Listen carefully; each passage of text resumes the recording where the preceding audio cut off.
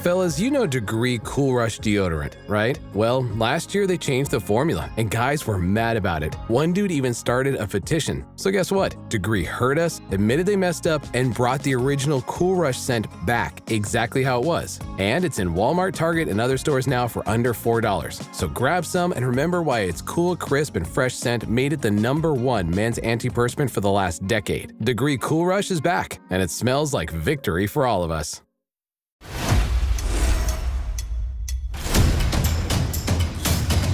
Chefs, 24 culinary showdowns for 24 hours straight. Which chef will outcook, outpace, outlast the competition? No chef escapes the clock. All new 24 and 24 Last Chef Standing, Sunday night at 8. See it first on Food Network. Stream next day on Max. You are listening to Women's Running Stories, where exceptional women runners share inspirational stories about their running experiences. Welcome. Hi, my name is Cherie Turner. I'm the host and producer of this podcast. I am so glad you're here. This is a great episode. You are for sure going to get a lot out of it. This is a live recording from the 2025 Boston Marathon Expo, where I teamed up once again with Julie Sapper and Lisa Levin of the Run Farther and Faster podcast, and we co-hosted an incredible panel. It was our 4th year in a row of hosting a panel around the Boston Marathon together, and we had so much fun. We got to be in conversation with Stephanie Bruce, Erica Stanley-Dottin, and Dot McMahon, all of whom are absolutely incredible marathoners. So this was a great discussion. The topic of our panel this year was mental strategies for mastering the marathon. So we talked about mental strength in training and racing and having and building confidence. These women shared so much wisdom and advice and encouragement and experience. We were thrilled to pull in a packed house. People got a lot out of this conversation. And I'm super excited to be sharing it here on the podcast. This is seriously one that you may want to return to. I know I'm going to listen to it in the future, especially before races. There's just so much useful information packed in here. So let's get to it. Let's get to this live recording from the 2025 Boston Marathon Expo, featuring Stephanie Bruce, Erica Stanley-Dottin, and Dot McMahon. Hello, everybody. Welcome. Thank you so much for being here. We have a great panel of extraordinary women runners here today to talk to you about mental strength and confidence. Before we introduce them, though, I do want to let everybody know that we have 2 podcasts represented up here. We're going to talk a little bit about that so you know who we are. But we are recording, so this will come out as a podcast episode. And this is our 4th year co-hosting together. So I just wanted to mention that because we've had some great panels up here. And we're excited to be back. I am Cherie Turner. My podcast is Women's Running Stories, and I share the stories of exceptional women runners, and they are inspirational stories. I myself am a runner. I have run Boston 5 times, and now I'm running shorter distances, like the 5K and shorter. And I have the great pleasure of introducing Stephanie Bruce. And Stephanie has been a professional runner for a long, long time, 15 years as a professional. She has a lot of accolades to her name. I will tell you a few of them. She was 6th at the Chicago Marathon. She has been 10th at both New York City and London. She is a 3-time national champion, once in the half marathon, twice in the 10K, and her last 10K win was in 2022. She was 38 years old. She was also 6th at the 2020 Olympic Trials Marathon. And Steph has just entered a new phase of her career. She is now running professionally for Tracksmith, which is based here in Boston. Yeah, and in addition to her role as a professional racer, she is going to be mentoring younger runners who are going after big goals. And in addition to being a runner and a racer, she's an entrepreneur. She was the co-founder of the energy bar company Picky Bars. She is also the mother of 3 children, and the last of which was just born in 2023. So welcome, Stephanie Bruce. Woo! And I will pass this to Lisa, who's going to introduce Dot. Thank you, Cherie. And Julie and I are honored to be doing this with Cherie, and we have really enjoyed our years of hosting panels of exceptional women runners, and continue doing it this year. My name is Lisa Levin. I'm one half of Run Farther and Faster. We have been coaching runners around the world for 15 years now, and this will be my 22nd Boston Marathon. I started when I was 9 years old. And I have the honor of introducing Dot McMahon. Dot is entering her 20th year with the Hanson Brooks Original Distance Project team, and she is going on 19 years of running marathons. She has many, many outstanding accomplishments, and among those are qualifying and running 5 Olympics trial marathons, and is placed in the top 10 at 2 of them. Last year, she was the oldest woman to compete in the marathon trials, and she qualified for last year's trials by running 2:35 at the 2023 Grandma's Marathon. In addition, last year, at age 48, she ran her second fastest half marathon ever at 1:12.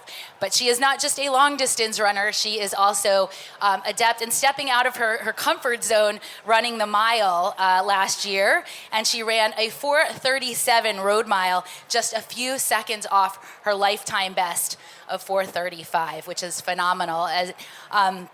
Dot is also a mom to teenage daughter, and she is a running coach like us. She works with private athletes and is an assistant track coach for Oakland University. So please welcome Dot McMahon. And this is her 6th Boston Marathon as well. Hi, my name is Julie Sapper, and I'm the other half of Run Farther and Faster. In addition to coaching runners, we are also co-hosts of the Run Farther and Faster podcast, where we also interview exceptional runners and talk about the Boston Marathon, and this will be my 13th Boston Marathon. And I have the opportunity to introduce the exceptional Erica Stanley-Dottin. And Erica came into marathoning a little later in life at age 35. Before then, she had plenty of running experience. She ran shorter distances throughout her youth and ran for Georgetown University in the 400-meter event. And then she ran her first marathon in 2008. She took a 9-year hiatus, had her 2 boys, and resumed marathoning in 2017. And she soon found herself wanting to train for the marathon more seriously, so she joined the Black Roses running team. And that's when she learned about the list. The list is an accounting of all of the American-born Black women who have broken 3 hours in the marathon, and Erica soon realized that she too could be part of this list. Erica achieved that goal in 2022 at the Berlin Marathon, where she broke 3 hours in a time of 2:52 at age 48, and that was on the heels of the Boston Marathon that same year when she ran a time of 3:01. Erica races at every distance on her Black Roses team, from the 1 mile to the marathon. And this year marks a very special year for her and her teammates, because they will be running in honor of Marilyn Bevins on Team Bevins. And Marilyn is the first American-born Black woman to break 3 hours in the marathon. She is also the first American-born Black woman to podium at the Boston Marathon, which she did in 1977, where she placed second. And she was also honored on Friday night, and she was also a member of our very first panel that we did together. And she is quite a hoot, Marilyn. So away from running, Erica, in addition to being a mom of 2, she is the New York City Community and Field Marketing Manager for Tracksmith, and this will be her 4th Boston Marathon. Welcome, Erica. All right, to kick things off, I have a question for all 3 of you. And it revolves around like crisis of confidence, or a time when you were struggling maybe mentally. And what tools were you employing to get through those crises of confidence? Like, was it meditation or visualization, or did you see a sports psych? What tools were you using to get through those tough times? Anyone can start. Okay, I'll go first. I think that I do a lot of visualization, but it is on a daily basis or in really hard workouts and long runs. I try to just kind of like coach myself into not giving up, right? Like the chips are down, things aren't looking good, and I have to kind of do a lot of self-talk to get through those moments. And I think that sometimes we lose a little bit of confidence, and we can like turn that into like a really bad negative energy. And so what I've started doing in the last like 10 years or so is I really just do a lot of self-love, and that is that I just accept myself for what kind of shape I'm in on the day. And I don't really get too caught up on like, oh, well, I did this in years past, and I don't compare myself to like previous years, right? Like I just live in the moment, and that seems to like really take the pressure off of like thinking that I need to do something. I just do what makes me happy for that day, and I do a lot of self-love and acceptance. I would say that I'll just kind of tell you, my true north for running is we get to run and we don't have to run. And to give you a backstory of how I got to that, when I was in high school, I wasn't really very motivated to run. I would say I partied more than I showed up to cross-country practice. And then halfway through my senior year, my dad's health had been declining. He had prostate cancer, and at the time, my family was living in Phoenix, Arizona, but my dad was getting cancer treatment in New York. And as his health really declined, I flew out to New York, and I was supposed to go visit him on a Saturday morning. And I got up and I went for a run, and I had a really strange feeling on that run, one that to this day I can never really describe what that was. And when I got back from the run, my stepmom was on the phone with the people we were staying with, and she said, "Stephanie, your dad passed away." And I said, "No, I'm about to go see him. What do you mean?" And she said, "No, he passed away in the last hour." And I realized at that moment, I think that strange feeling I had was my dad's spirit actually passing through me on that run. And so from a very young age, 18 years old, I feel like my life could have gone in two different directions, having lost my dad. And so running just changed. It was no longer, oh, you have to go do this running, you get to do this running. And it kind of became a gift. And I think that just really transformed the rest of my running career. And I've just kind of been on this journey of like, let's see what's possible. And anytime pressure or mental crisis comes in, I just remind myself, like, you get to do this. That's powerful. I think along those same lines, when I'm feeling less than confident, and I think for me, race situations or, even in training where we have those runs that don't go so well and you start questioning your fitness and questioning, what you've done or what you can do, I too remind myself that this is also my hobby. I mean, I'm not a pro runner, so I actually get to do this for fun. And, it should be fun, and I find this just within running in general. I was just talking to my coach the other day, and we were laughing. We were like, are people still having fun in running? Like, is everyone okay? Because, it really should be that. And it sounds very simple and quite trite, and but at the same time, this is a beautiful sport that people from all different walks of life and ages and abilities and everything can come together. And I personally really appreciate that, and it's changed my life completely, even given the fact that I've been running my whole life. So it's, again, reminding ourselves to find the joy in this whenever there's those feelings or whatever we're going through come up. Thank you all for that. I think the common theme that you can hear is appreciation and living in the moment. So for everyone who's here, looking at where you are and that you've gotten here and really seizing this moment. So we appreciate that. Steph, I have a follow-up question for you. You just had a baby, or relatively just had a baby, and you're coming back. And, we follow you on social media, and you've been very candid about the challenges of coming back and doing workouts and maybe not being where they were before. How do you, in those workouts, kind of handle that and manage that and have confidence going into a race coming off of, kind of a change and a different type of training cycle? Sure. So my daughter's 19 months old, and a little similar to what Dot said about not comparing yourself to your old self, because I think what's really important about that is, like, people will say, oh, can I get faster at 40? Can I get faster at 45? Well, it all depends on where your running journey started. If you just got to running at 35, yes, you can get faster. Super shoes are also helping that. Everyone get faster. But yeah, I would just say that I kind of look at today's version of Stephanie is different than yesterday's version, and it's going to be different than tomorrow's version. And so comparison is the thief of joy, right? And so I just have to realize, okay, whatever training cycle this was leading into Boston, this was just the training cycle of 2025 leading into Boston. I can't compare it to when I ran Boston in 2022. I was 12th. Everything came together, and that was great. But a lot has changed since then. And I think what that does is it takes the pressure off yourself, and you sort of realize this is our own journey that we're on, and especially when I think about the marathon distance, it's 26.2 miles of self-discovery. So you're just trying to figure out, like, who are you in this training cycle right now? You're not the person that you were years ago.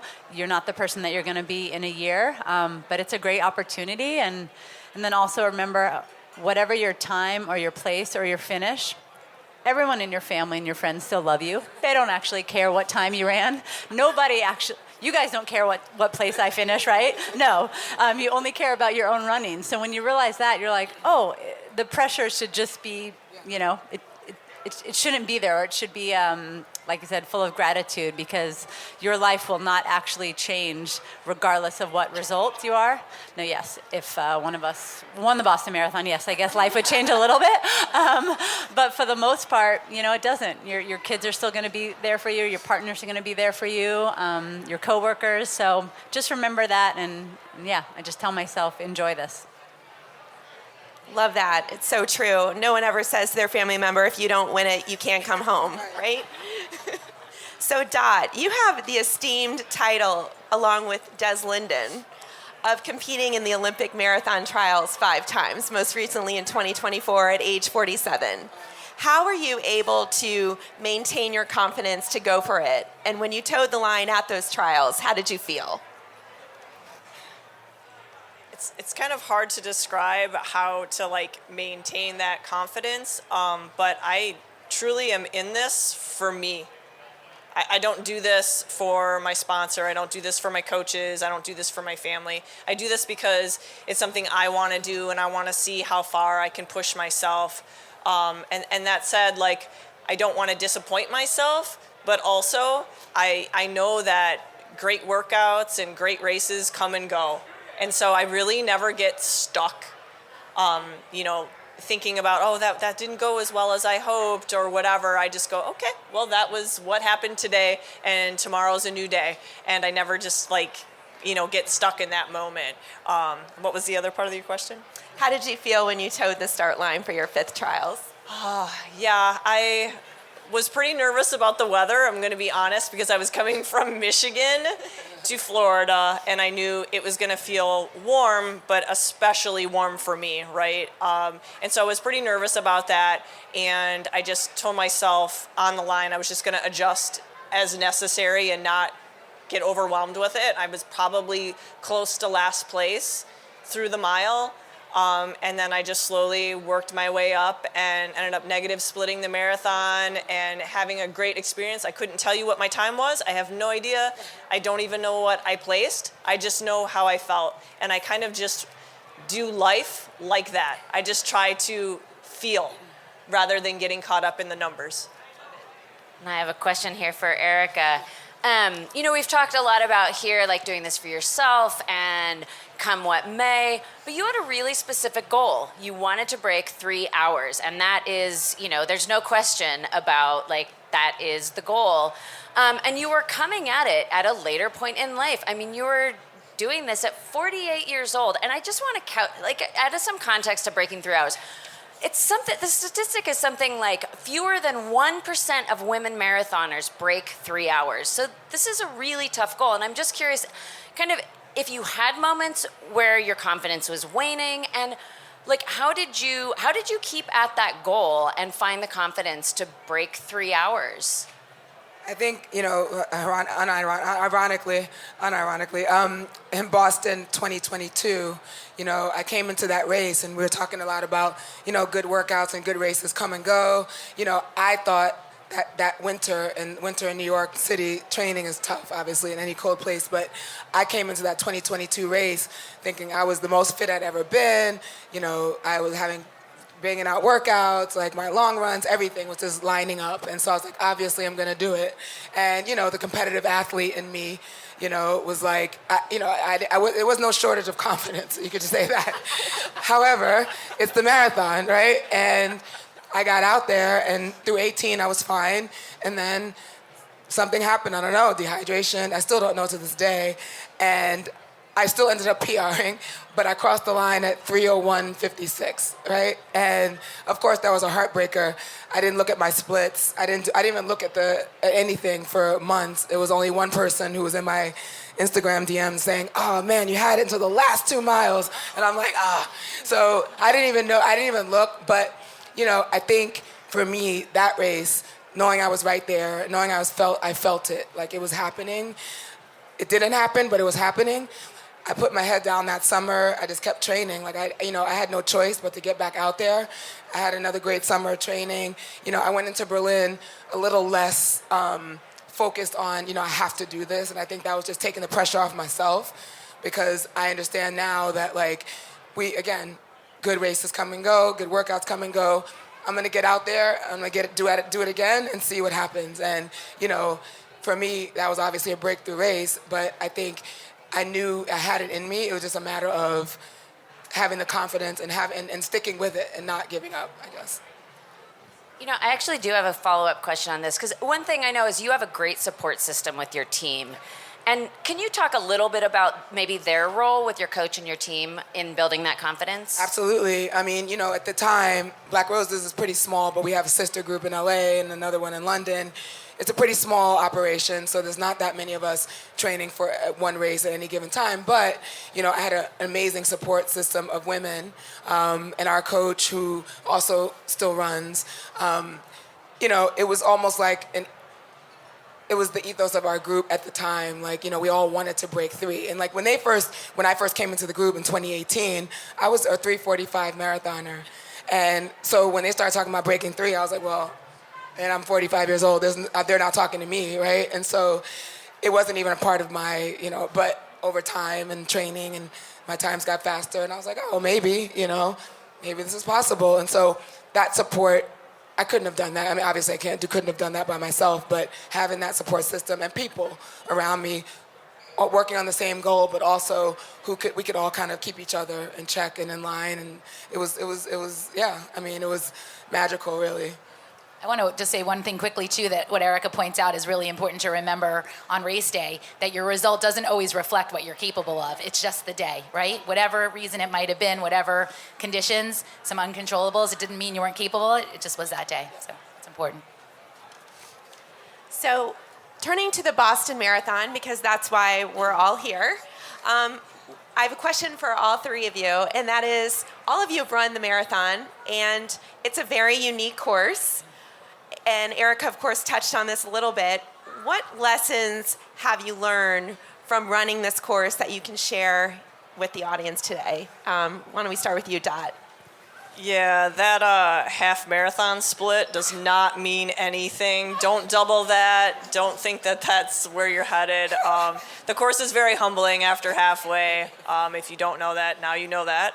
I think that's kind of what I've learned is, don't take that and start getting too excited too soon, right? Like, we all know you have to kind of like contain your excitement on the course, and I think that's accentuated in Boston because the course is slightly downhill. You feel good, so you kind of can get ahead of yourself really easily. So just, stay chill, keep your humble mind going, and remember that the hardest part of the race is yet to come. Yeah, if you are looking to try to run a personal best, don't bank time. That means don't say, I'll just put money in the bank, because you're going to need to withdraw that later, and you might not have a balance. Don't stop and kiss anyone. That takes a lot of time, because that happens. Usually the men. That's true. No, I've run it twice, and it's interesting. Like, I'm usually pretty good at remembering, but I feel like I'm still learning. Every time I run it, I'm like, oh, I don't remember that really downhill stretch, or I don't remember this. But like any marathon, I just like to break it up in sort of tangible. What can you do for this mile? And I think that's really helpful. It can seem daunting to say, oh, I have to do that 26 times, but one of my kind of favorite quotes is if you're having a bad mile, don't worry. There could be another good mile around the bend. And sometimes it's helpful to think that, if you're going through a bad patch, don't think that bad patch is going to last the next 10, 20K, because you could be heading into a good one. And so you sort of have to manage your energy and your mentality in a very neutral way. So when you're feeling good, don't get up too positively. When you're feeling bad, don't get down too negatively. Just try to stay neutral. And then also the cliche, but run the first 20 miles with your head and the last 10K with your heart. Love that. It's funny because every time I run, this is my fourth race, and my first race, it was that. I went out so hard, I had no idea what I was doing, and I was mad at everyone on my team for not telling me, and they're like, well, there's the information's out there, but went out too fast. I was walking by the end. It was just a disaster. My last one 2 years ago was my best one but I noticed every Boston Marathon, I noticed something else that I didn't notice before. I literally didn't know there was a whole lake on the course to the right. And that first one, I had no idea until 2 years ago. I was like, wait, where'd that come from? Where'd they put that there? And then, the one hill that took me out that first year, which would be when you turn to go to the firehouse, I was thinking about that hill for 2 years. And then the last time I ran it, I was like, oh, okay, that's not so bad. It was, I noticed something different every time, but that's because you're different, right? And taking it slowly, taking it one by one hill by one. Once I started thinking about it, for me personally, I had to start training for those rollers because that mentally was going to be tough for me to get through. So even in my training, hill training, whatever we were doing, I was thinking about Newton Hills, and by the time I got to them, I was good. I was like, okay, we can do this, So that's how I built up my own confidence for the hills part. Yeah.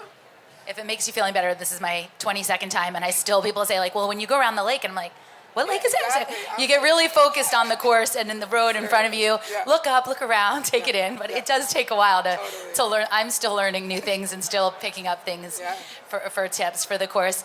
We want to talk a little bit about, we're all a little bit older, and we've all gone through, changes in life, and we coach runners that are kind of progressing through life, and they look back at past achievements they've had, past PRs, and they, they sometimes find a challenge in going through changes in life and trying to, whether that's having children, that's menopause, that's coming back from injury, and moving forward and staying motivated. So we're curious to hear kind of what has your biggest challenge been in getting older, and how have you kept motivated, and how do you keep moving forward? So why don't, Erica, we can start with you and come back this way if you want that time. Yeah, I've got kind of the perfect storm, the trifecta, if you will. I'm coming back from injury from last fall, and it is an age-related sort of, knee issues. So that's one thing, and I've never, I haven't been injured, my entire career in endurance running, which hasn't been that long, but so that's one thing. My body it's taking a long time to feel like myself again, but then I have to remind myself that I'm not myself, because what does that mean? I'm changing, and so a lot of patience, a lot of grace, a lot of not comparing, even at my age, and I think that's one, going through perimenopause, understanding my cycle, I dove into that a few years back more aggressively just as I've started feeling things, and just having the information, which there isn't a lot of out there, as we know, but staying on top of that has been helpful, because at least it doesn't make me feel like I'm going through something that no one else is going through, right? And also not being afraid to talk about it, because it's such a taboo thing, which makes no sense in 2025. So, I think that's been my biggest challenge of late, like coming back. Like this race will be, this race particularly is new territory for me because I'm going in, not in tip-top shape in my mind, not knowing sort of how I'm gonna feel. And so I'm just gonna go for it and go with it, I should say, and be in the moment and try to enjoy it. Which also, I must say, for me, is a hard thing to say because it's like, what do you mean, enjoy it? Like, you're racing a marathon. That's not enjoyable, but actually it should be, right? So I'm trying to just stay present. For me, it's been interesting. I turned 41 this year, and I'm sort of navigating, am I aging and slowing down right now? Since I've been competing at a pretty high level for most of my career, it's sort of hard to tell. And then on top of that, I would say when I was sort of at the pinnacle of my career, 2022, things were going really well, but I was really pulled to have my third baby. So got pregnant, had my third baby a little over a year and a half ago. So I've kind of been like, is this postpartum and it's just taken a while to get back, but is it also convoluted with that I'm 41 now? So I think what I'm trying to do is similar to what Erica said, is give myself grace and then realize it's okay if you are past your prime, and accepting that there's still good things ahead that you can achieve. And one example was that I ran CIM back in December, and my daughter had just turned 15 months, and I had a really big goal. I was trying to win that race. I was thinking I was in PR shape. I was trying to maybe run 2:26, but on the day, just the way pace was going, that wasn't going to happen. And so I found myself in third place, and with about 2 miles to go, I was in a lot of pain, and I think I was on 2:28 high pace, which wasn't what I wanted. But I just had this moment, and this was in my own head, and I was like, you're a mile away from the finish, you're not gonna run a PR, but you're gonna get third, and you have 3 children. You're a badass. So I actually told myself, and I think sometimes you have to realize, you kind of have to pump yourself up. Who else is going to do it? So it's okay to say that in your head, whatever that is. If you're trying to break 3:45, you're like, I'm a badass, I'm doing this. And so, I finished that race. Instead of being disappointed, I was like, none of these bitches have 3 kids, so that's good. So that's really where I was at. So, Great advice. Sorry for the swearing. I mean, I can build on that what Steph just said is celebrating yourself and enjoying the moment that you're in and where you're at. And, sometimes we don't get the race time that we are thinking, but I like to reflect back on all the training and the fun times that I had, or maybe just even kind of slightly crazy training that you have. Sometimes the weather is just absolutely disastrous, and then you just go out there and you do it, and you're like, okay, yeah, I'm really tough, And so I guess my point is that I really think that we've already won. All of us here who are racing, we have already won. We have done the work. We should be celebrating that.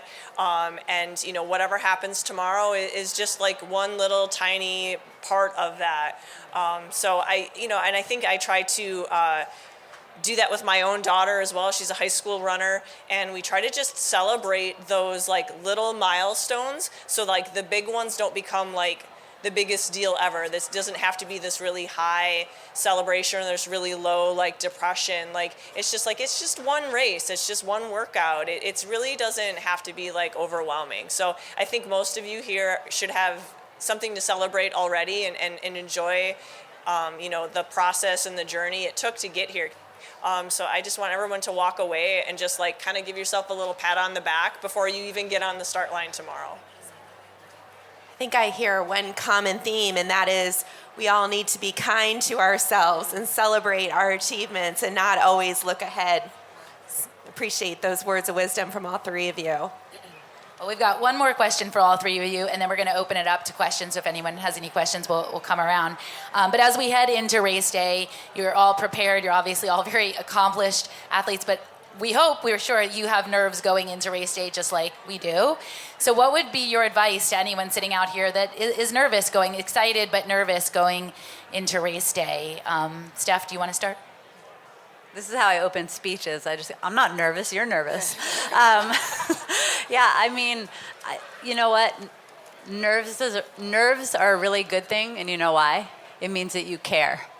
And I tell my kids this all the time. My two boys are really big into baseball right now, basketball, and sometimes, like you see, especially in youth, like it can be crippling for a kid, and you have to tell them, like, nerves to a point are good because it means that you care about something.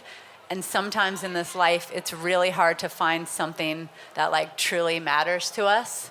And I think like hold on to that. You have an opportunity tomorrow, not to prove to anyone else, but to prove to yourself. And so I like to turn that nerves as like a pressure as a privilege kind of feeling. And nerves is okay. Don't let it get the best of you, but realize like, let's turn this into something special and just seize the opportunity in front of you. That's great. Erica, did you want to add something? Yeah, I was going to say channel it, channel the nerves. I personally, I think, I still consider myself a sprinter at heart. And so I think nerves and like, just getting out there knowing that sprints are short races, right? So there's not, with marathons, you're out there for a really long time. But as soon as the, horn sounds and you cross the starting line, you're out there. It's over, right? Like the nerves, it's really getting to the starting line. That's the most nerve-wracking part. Channel it, start visualizing your race. Think about all the things you want to do and things that you've worked really hard for and your training, and trust all of that and just really channel the nerves to get you to the starting line in a good place. Great advice. Dot, you want to close us out? Sure. Actually, something that I just realized this past fall is I just don't get nervous anymore. I don't know. I kind of just roll with the punches with whatever happens. I don't like get too worried about like all the little things that could go wrong or whatever. But I am seeing things differently through my daughter's eyes. So like she'll come to me and be in tears, like, maybe a couple hours before we leave for the track meet. And she'll be like, Mom, I'm just so nervous. Like I have this really big goal and like, I know I'm ready to do this, but like, I'm so nervous. And I'll go, well, I mean, do you not want to go? And she's like, well, no, like, I want to go. I'm like, okay, well, then let's get excited. This is the fun part. Like, this is what you've been planning for. Like just try to remember the happiness and, like, why you want to be there. But you also, you don't have to. So, like, if it becomes, like, too crippling, hey, you know what? We can stay home. It's fine. We can do something else. And, she always comes around and she says, no, I really want to do this, Mom. But, like, my point is that as a mom, that's, like, my job to remind her. But for all of you, you don't really need a mom to tell you that. But you need to remember that this is something that you've been planning for, something you want to do. You're like super excited. Like you're excited to go in the office on Tuesday and be like, heck yeah, I finished the Boston Marathon, right? So just channel that, like you were saying, Erica, and remember your why when you're on that start line. Great advice from all of you. And we always tell our runners that probably something that we would be a little worried about with Dot. We say if you're not nervous, then we'd be a little worried, right? Because that nerves are showing that you care. The nerves are giving you that adrenaline on race day. So if you have those nerves, like Steph said and Erica said, channel it. If you don't, that's great. Then you've mastered the art of relaxing and being in your, being confident in your abilities. But either way, go out there and like we've said today, the common theme is go out there and run for yourself, run with gratitude, take in everything around you, and really run with joy, because the takeaway at the end of the day is not going to be your finish time. It's going to be the feeling that you had and the experiences you had on the course. I could not recall a single one of my times. If somebody asked me to say, what did you finish last year, the year before, I can't remember that, but I can tell you all the fun things, the people I met in the corral, the experience that I felt, the way I felt at the finish line. So go out there and enjoy it. And we have a few minutes for questions, so we've got a microphone. Any questions? Hi, thank you so much for this chat. This is very inspiring. My question is about the pain cave and any mental tips of how you navigate that. Great question. Dude, I get so excited for that moment. I love the pain cave because it is something that feels so familiar to me. So I know it's coming, right? Like, you know you're gonna hit some point in the race and it's gonna hit. Get excited for that. That means you're like working hard and you're gonna do something that maybe you've not done before. So again, it's just kind of like keeping that excitement and saying, yeah, like, this is what I've been training for. It's this moment. Yeah, along those same lines, I think what's pretty unique about running and the pain cave is like you get to totally be in control how much pain you go through. And that is a really unique thing in a positive way, right? You get to say like, how deep do I want to dig out there? And then one of my favorite quotes is, the race is going to be hard. You don't train so the race is easy. You train so you can tolerate the hard. I would say also look back on your training. Think about, I don't know about you guys, but I always at some point remember those hard workouts, those hard long runs where you pushed yourself through to get to this point, right? And so here you are, similar to what these ladies said. Here you are, so what do you do with it? You're not going to slow down, right? It's a race, so you're going to go through it, and you also know that it's going to come. It's going to come and it's going to go, and later on in the race, it's going to stay, but, you'll be almost done by then, hopefully. But, yeah, I would say just, think back to all the work you put in, and all those long runs and early mornings or late nights or whatever it was for you, and think about that and think about yourself and, how you got to this point and, mentally just push through. Yes, over here. I'd like to ask if you have any tips for being able to sleep the night before the race. I know it's not the most important night, but being able to not be awake all night. Have a 19-month-old at home and then don't travel with them.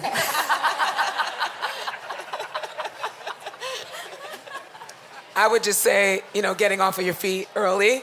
So even though you may feel jittery, it's almost like you have more time to kind of be relaxed. That's going to contribute to those hours when you get up, in the middle of the night.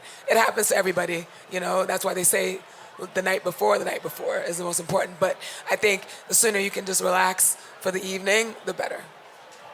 Yeah, absolutely. I try not to, we have all these devices now that record how much sleep you're getting, how much deep sleep you're getting, all those things. Those are great numbers. But I try to just make sure I'm in my bed every night for 8 hours. Yeah. Right? So I just don't get consumed. If I only sleep 6 hours, well, then that's just what happens. But making sure you're off your feet, you're in bed, you're just relaxing for, X amount of hours. So whatever time you have to get up, back calculate. But I think that's more important, is that the body is allowed to rest for 8 hours. Any other questions? Hi. Thank you guys for the chat. It was really insightful. The question I had was, how do you deal with things unexpectedly that pops up a week before, like injuries or a fever, and knowing that you won't be able to do your best in the marathon that you've been training to? How do you deal with that? I mean, I can answer you because suddenly 2 nights ago, I have a head cold, which is why my voice sounds like this. A head cold came on. I can say that not feeling your best a lot of times usually goes away after you start running, and also if you were sick last week and you're better now, then I would leave it in last week, get to the starting line, rest up, hydrate, do all the things you would normally do, and not let that kind of influence how you start. Because if you go into the race knowing, oh, I was sick last week and this is what's going to happen, and you can't really predict. Sometimes things happen and you surprise yourself. Yeah, I would say you're probably doing all the right things physically, and probably the harder thing is dealing with it mentally. And I just tell myself, in life, 99% of the time, we're probably all operating under 100%, whatever we're doing, right? Like in your head, you're like, I'm going to nail this presentation to my boss. And then you get up there and you're like, ooh, I kind of bombed that. But we always hope the best version of ourselves show up. And so you're hoping that person shows up on race day. But realize even if they don't show up on race day, you can get the very best out of yourself. And whatever that is on that day, just be proud of it. Yeah, number one rule is to just be flexible. adjust, go on how you feel. Don't get caught up in pacing. Just go, okay, I got out there. Maybe I should slow down a little bit. Okay, and just be flexible with it and kind of let go of the watch. You can glance down and look, but just don't, judge yourself too harshly on it. Just be flexible. We have another question over here. So what would be, I'm looking for advice. So for us 40 plus women who are beginning our journeys in distance running, what would be the best piece of advice you would want to relay to us? Because we're hard on ourselves. So, if we ain't crushing it, we take it personal. But you are crushing it, right? You are crushing it. You're out here, and I can say, like, I started training at a high level in my 40s, and so you are crushing it. You're already crushing it. And I think that's the one thing to remember. And then we don't, I tell people all the time, like, I sit on these panels with masters and, like, I'm looking at these two and, like, damn, they're running like 235s, that's crazy. 229s, that's crazy. But at the same time, like, we're out here in our 40s doing something that not many people in their 30s and 20s are doing. So I laugh, I say, well, I'm not trying to win. I mean, winning your age group is great, but I'm trying to beat the 30-year-olds. I'm not trying to beat the 45-year-olds, you know what I'm saying? So just know you are crushing it already. Yeah, I'm echoing what she said. I mean, I think you just have to, like, pump yourself up. Like, you are a BA. And like Erica said, she's not going to compare to what we're doing. When I think about myself in 9 years, I'm on the couch. I'm not running professionally anymore. So, so just be proud of, like, where you're at. Yeah, I would add to that, find your people. This is going to sound probably a little crazy, but I think my biggest fans are the members of my book club. And none of them are runners. Not a single one of them are runners. And, so find your people that are going to hype you up and believe in you. And again, they don't really care what you run for a time. They're so excited you're out here doing it. Our Montgomery County Roadrunners Club Masters racing team has it's the largest group of high-achieving runners in our entire running club. So we have more Masters runners that are hitting faster times. I'm on the committee that chooses our Runner of the Year, and our Masters candidates, way outnumbered, are non-Masters candidates. So I'm telling you, 40 plus, this is women specific, 40 plus women are crushing it. So. Yeah.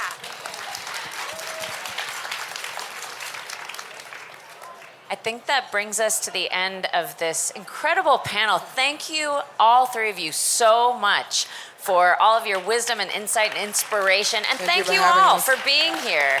We really, really appreciate it. Thank you. Thank you.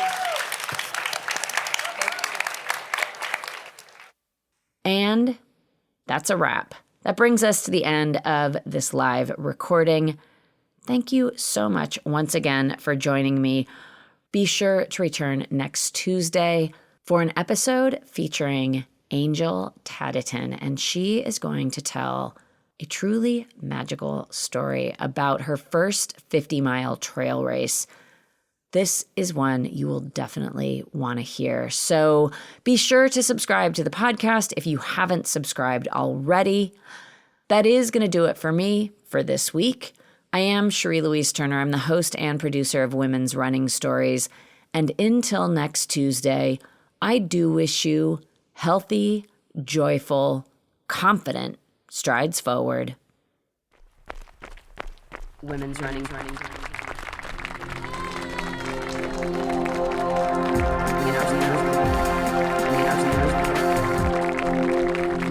Women's running stories.